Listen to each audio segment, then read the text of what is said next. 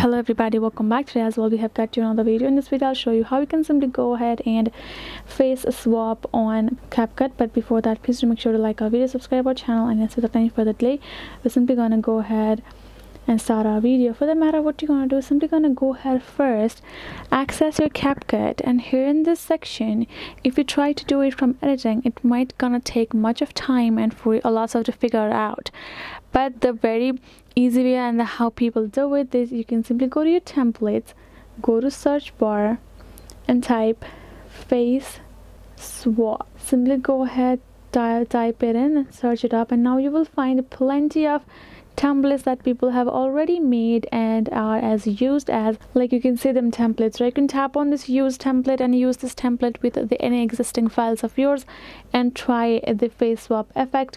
Or if you go to this particular one, you can see the face swaps, right? Go ahead, tap on this use template and now choose a particular video file of yours, and you can just simply use that particular feature and then it will simply make it for you. You can download it and post it wherever you would like.